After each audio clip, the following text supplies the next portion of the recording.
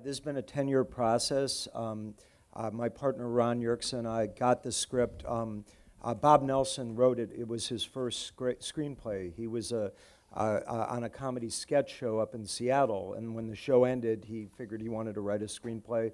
This is it. It's very autobiographical, and he gave it to a woman named Julie Thompson, who was our executive producer. She knew Ron. She sent it down to us, and we read it, and we really responded to both the humor and the, the great characters and the emotion of the script. And initially, we thought we had worked with Alexander Payne on Election, and we thought that he might be a very good executive producer. We didn't think that he would. We thought the script was going to be too small and intimate for him. He had done Sideways and About Schmidt after Election, and we didn't think he'd do this. But ultimately, he called us back. We thought he'd be an executive producer, and he called us back and he said, I've got a good idea for a director. How about me? And so that was the good news. The bad news was he didn't want to do 3 road trip movies in a row.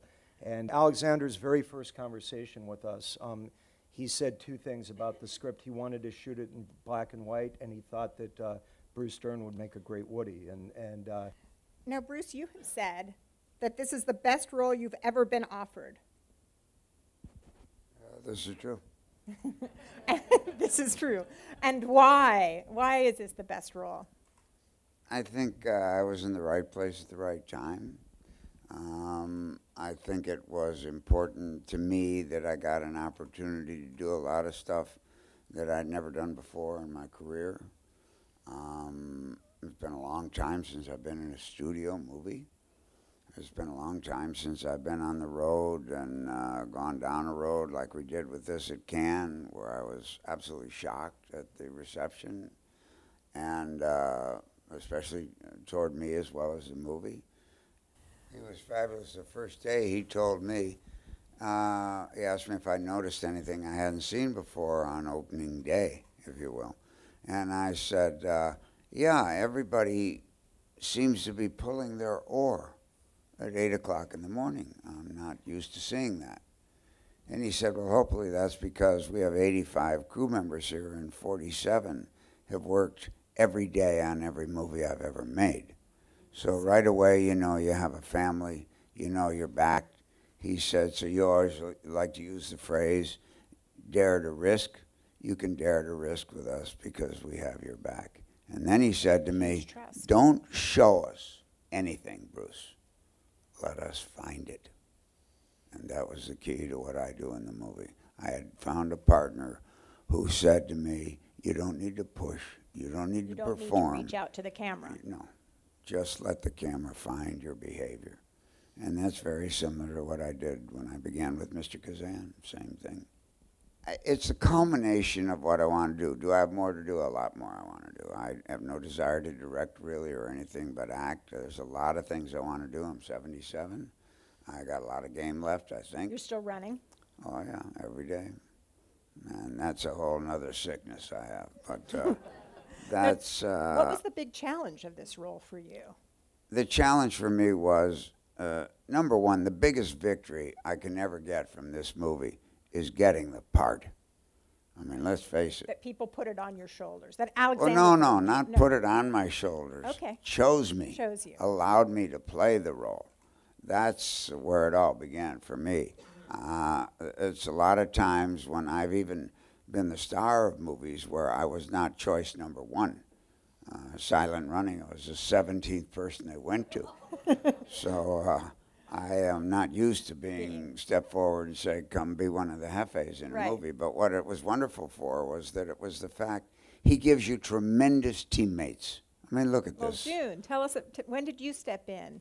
Obviously, you were in About Schmidt, so you've worked with Alexander before. But I think that the women are so different that I don't know that Alexander thought of me for Kate. I don't know when, but I know he was seeing women in L.A. and New York, and finally he called my agent and said or someone from his office did, and said they had to see June. He had to see June immediately. So I was in New York and couldn't see him, so they asked if I would tape some scenes from it, and I did. Which scenes did they ask you to tape, or what? Well, anything I wanted to, but I of course chose the cemetery scene. Is that now the signature scene in your career? Do you think it is. I think it is. I chose that and the bus scene. The bus scene when I come in, on the bus with these two, and I think he saw that and finally saw that I could do it. That it was within my realm as an actress. And those early scenes of mine, I'm a true nag. And, you see why he might want to leave. Walk down the highway? Go down the highway and get the $1 million. And I think that Bob did that. And I think that he told me, I didn't know this, it's his mother-in-law. That it was this role is based on Bob's mother-in-law. And I'm sure he saw some good things in her, and I think that's probably why he gave them to me. The ability to show you that I would, protect them with my life. Thomas Wolfe once said, "You can't go home again, you must go home again." And when I went home again, it's the same way if I go home now. The reason you have to go back is because it reminds you and re-educates you of who they were, who gave you the opportunities they gave you, how they dealt with you, and how you dealt with them. And I came away with two very strong feelings. Number one is make sure in your life that if you have people like this in your life, you hug them before it's too late, and you tell them exactly what you feel about them before it's too late. And that's number one. And number two is the writer, Bob Nelson, did something for all of us, but for me in this movie I've never had done before. I made a career out of embroidering my role so that people might see who I was in a movie after they got through with the 8 leads. Right. And the fifth cowboy from the left. You got it. And so in this movie there was no embroidery at all by me. And what Bob Nelson, right, and what and actually no performing. I didn't feel I ever was performing. And what he does is in the old house, when we go into the first room, I say, it's my room, and June says, this is where David, his little brother, died. And Will says to me, do you remember that, Dad? Now, we've all seen a line like that answered 100 times. Right. But nobody writes on the page, I was there. Right. Big stuff. I've never been on a movie before where the actors, just were so happy to be there and saw this as such an opportunity and kind of set the stage for everybody else. I think it was great roles for everybody. It was a big opportunity for Will Forte. Is it Forte? Forte, yeah, to do a dramatic role and Stacey And he blows Keach. everybody out of the water because he's so still.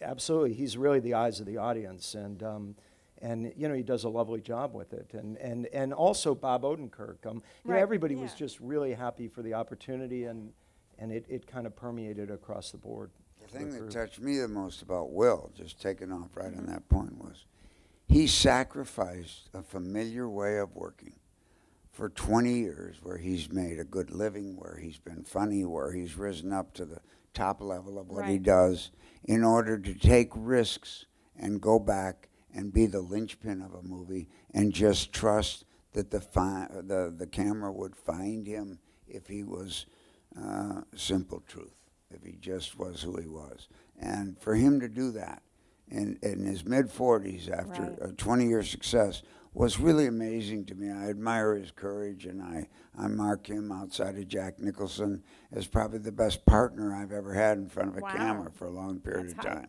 High praise. Well, he learned to look and listen and respond from what he saw in front of him. I never caught him acting in the movie. A lot of audiences we've had, they don't know if it's right to laugh at the very beginning. Like when I point or something like that, or the first scene where, about trusting the mail with $1 million. Right. I've seen audiences, particularly in Cannes, that were just like upright in their seats, and all of a sudden, 10 minutes later, they're into it. And our biggest excitement, both June and Albert will tell you, the immediacy of the reaction in Cannes was unbelievable. I mean, they kind of exploded as soon as the movie ended. And they were watching it with subtitles. So we all knew kind of that, well, they get it here. Imagine what they might do. And we have yet to show it in Omaha. Just imagine what they might do. It'll really Coming play. up.